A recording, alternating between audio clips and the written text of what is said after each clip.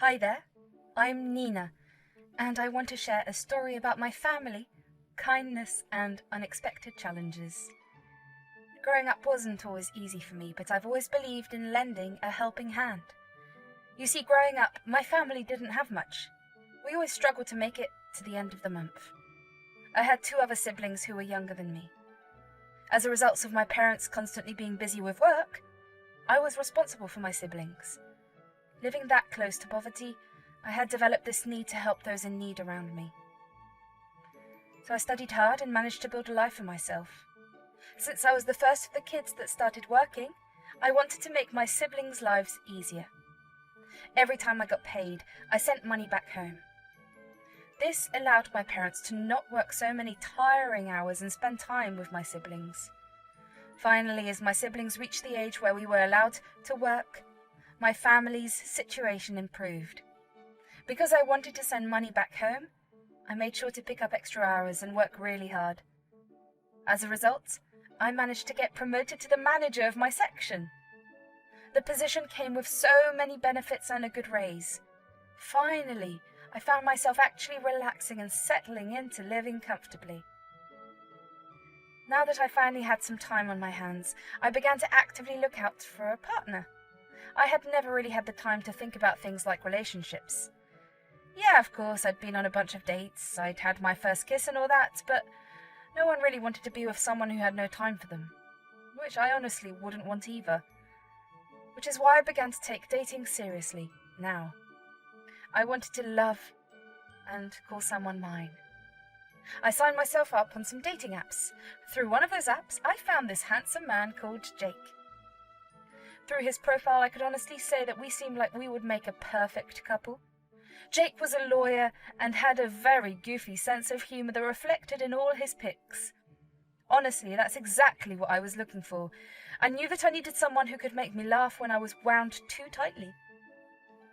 We matched and carried out conversations via text every single day.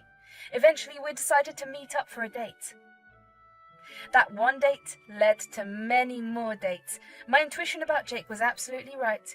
He was the perfect match for me. He had this way of making me laugh when I was upset, and he somehow always knew when I needed a hug to make me feel better about a bad day. That being said, he knew when to be serious and pursued his career very seriously. He worked really hard, and I saw it in the way that he always had stories to tell of the various cases he was working on and the praises he got for his work. I was proud that I was dating a man who was as amazing as Jake. It's for that reason that I said an enthusiastic yes to Jake when he proposed to me after 2 years of dating. We got married after a year of being engaged. It was a blissful ceremony where we were surrounded by our beloved family and friends. Since both of us lived on the opposite side of the country, we were meeting a lot of each other's family in person for the first time. The only family members we had met before were each other's parents, so it was a great opportunity to bond with each other's family during the wedding. It was during that reception that I properly met Jake's sister, Stacy. Stacy was 9 years younger than Jake. While everyone else accepted me warmly, Stacy was a little harder to win over. I had approached Stacy while I was sitting at a dinner table by myself. "Hey, Stacy, why aren't you out there dancing with everyone else?" "I don't really feel like it. This whole event is kind of lame." "Is everything okay?" "Oh, everything's just peachy. I've got so much better things to do than be at this party." "Okay, well, what is this something else you'd rather be doing?" "Well, if it weren't for you getting hitched to my special golden child of a brother, I could have been applying to universities and figuring out my own life." "Oh, what's this against Jake?" "Seriously, have you seen the way everyone in your family worships the ground he walks on? The accomplishment, the praise, it's like I'm invisible. I'm somehow supposed to do everything on my own because that's how Jake did it." "I get it. It's tough when others' successes seem to overshadow your own path." "You do?" "Yeah, to some extent. But listen, no matter what, you deserve support and guidance. I'll help you find the best universities and figure things out." "Really? You'd do that?" "Absolutely. If you're willing, we can spend more time together researching and planning." "That sounds amazing. I can't believe you'd offer to help me, especially with all the expectations around Jake. You're your own person with your own dreams. I want to help you achieve them. Nobody should be left in the shadows. Thank you, Nina. Seriously, no one's ever been this supportive. It means a lot. You're welcome. I'll be here every step of the way, no matter what challenges come our way. Your journey matters just as much. The way Stacy looked so lost and sad tapped at my heart. I was reminded of my own siblings, so I wanted to help Stacy. After Jake and I enjoyed our honeymoon, I kept my word and helped Stacy find the best university for her. During this time, the two of us became very close. We became best friends and hung out even more often, considering Stacy's university was only an hour away. As the years passed, Stacy had found herself a boyfriend in college. Right after they graduated, Stacy and her boyfriend got engaged. Stacy came over to Jake and mine's place the weekend after she got engaged to break the news to me. She nervously told us that she had something important to tell us. Stacy, is everything all right? You seem really nervous. Yeah, don't tell me you're pregnant now. Seriously? No, I'm not pregnant, Jake. Oh, thank goodness. You guys really thought that? Well, you did seem a bit anxious, and when you said you had something important to tell us, our minds jumped to the worst-case scenario. You two, always assuming the worst. Our bad. Anyway, I wanted to share some good news with you. I'm engaged to my boyfriend, and we're planning to elope. Oh, wow. Yeah, we were wondering if you could be our witnesses. Well, that's quite a surprise. Are you absolutely sure about this decision? Why wouldn't I be? You don't want to be our witnesses? It's not that we don't want to support you, Stacy. It's just, well, you're quite young, and getting married is a big step. What's wrong with being young? Are you saying we're making a mistake? We're not saying you're making a mistake. We're just concerned because you're only 21. Life has so much more to offer, and people change a lot in their 20s.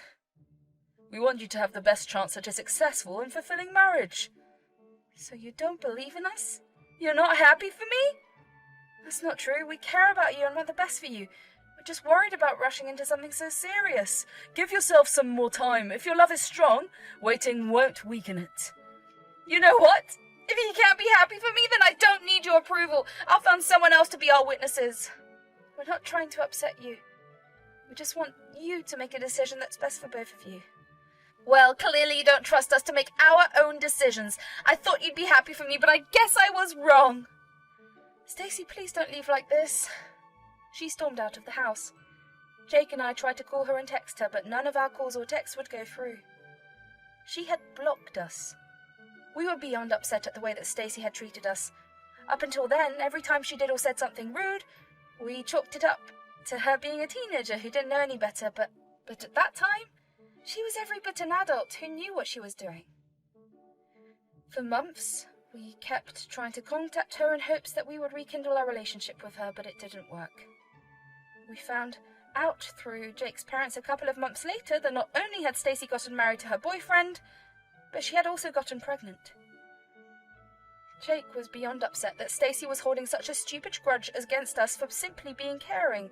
He was upset that his sister didn't come to tell him that he was going to be an uncle. I comforted him after the call with his parents. You know, Stacy's still quite young.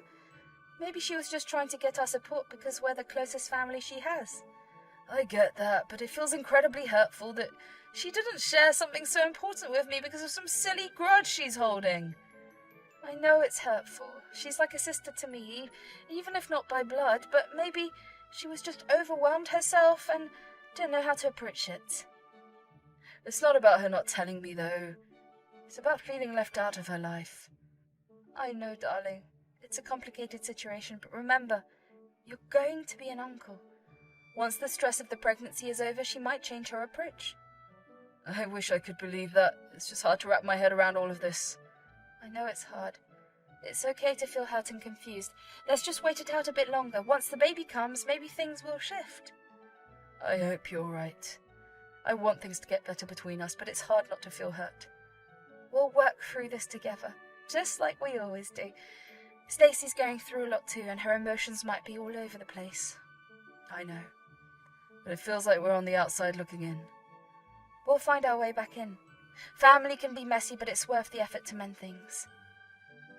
Within the next few months, Jake's parents told us that Stacy had given birth to a baby boy. Jake and I were overjoyed to hear the news. We couldn't believe that we were an uncle and aunts. We were still hurt that we couldn't visit Stacy, but we decided to give her some time to heal before going over to meet her. 2 weeks after Stacy gave birth, Jake's mother called Jake. Jake didn't pick up, so she called me. I picked up the call and was greeted by crying. I immediately recognized the voice. It was Stacy. Nina, I don't know what to do. Everything's falling apart. Stacy, are you okay? What happened? My husband, he left us. He abandoned me and the baby. What? Why would he do that? He was scared of being a father. He just disappeared after a week of me giving birth. I thought he'd come back, but he never did. Oh my God, Stacy, I can't imagine how hard that must be for you. We went to bed together one night. The next morning, he wasn't there. That itself was weird because I was up at 6 a.m. to feed the baby and he usually didn't wake up till 8. I waited the rest of the day for him to come back or reach out to me, but he never did. I tried contacting everyone, but no one knew where he was. He ignored my calls and texts. When I threatened to involve the police, he told me he wanted nothing to do with us. I'm so sorry you're going through this. Are you in a safe place? I'm at my mum's place right now, but I can't keep living here. I still have the place we rented, but I can't afford it on my own anymore. I don't know how I'll manage food for me and the baby. Don't worry. I'll help you. We'll figure this out together. I don't deserve your kindness. I treated you and Jake terribly, and now you're here for me. You're my sister. Family. I don't want you to suffer. We'll get through this. We'll all make mistakes, and right now you need support. I'm so sorry for how I acted before. I never should have treated you both like that. We're here for you.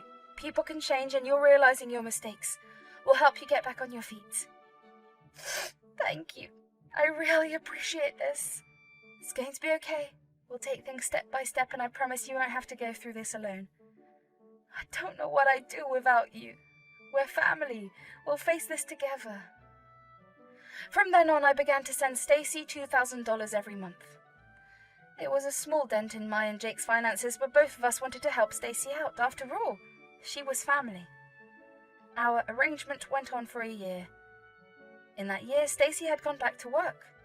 The extra money that Jake and I sent her helped her immensely. However, her gratitude slowly shifted to entitlement. Whenever I was just a little late to send her the money, Stacy would call me and demand that I send her the money immediately. Initially, Jake was very upset about it. He talked to me about it. I'm starting to think Stacy's reverting to her old ways. What do you mean? It's like she's using us again. She's taking advantage of our help. I get what you're saying, but we can't just abandon her, especially when she has a child to care for. I know, but I wish she'd show some consideration, just a little gratitude. I understand your frustration, but remember, I'm not planning to support her forever. I'm waiting for her to stand on her own feet again. Thank God. I was worried this would go on forever. We're doing what we can, but she needs to learn and grow too. We'll be there for her, but she has to meet us halfway. Good, I like that. Then, something unpredictable happened to me. While I was driving back home from work one day, my car got T-boned by a drunk driver. By the time the emergency services arrived, I had lost consciousness.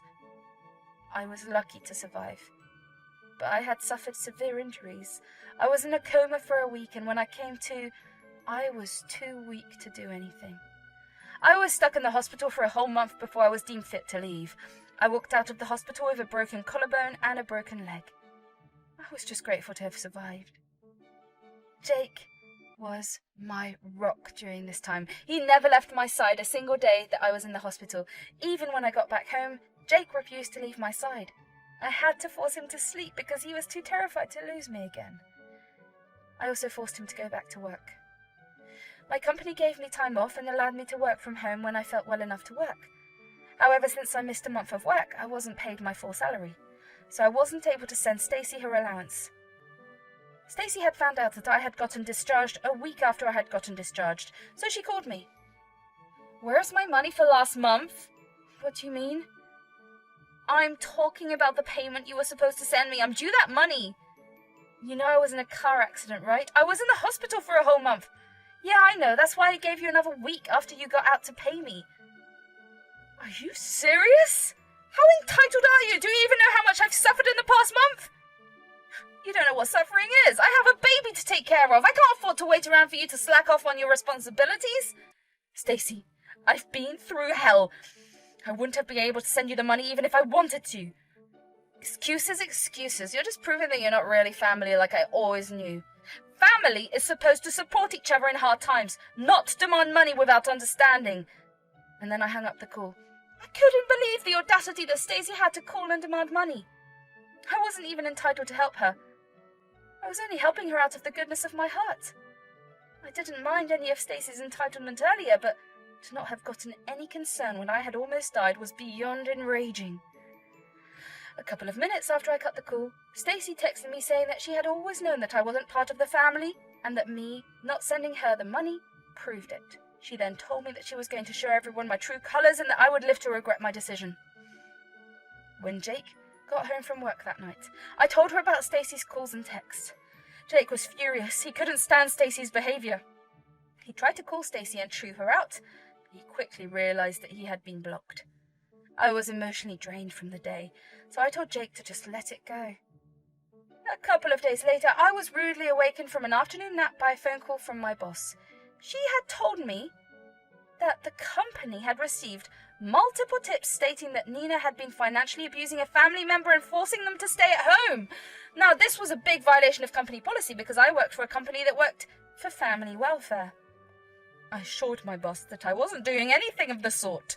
My boss told me that she needed to see proof that, until further notice, I was suspended from work. I didn't know what to think. Who could be spreading such stupid lies about me? In the middle of the crisis, my phone rang again, and this time it was Jake's mother. She yelled at me for treating Stacy poorly and neglecting her when she needed me the most.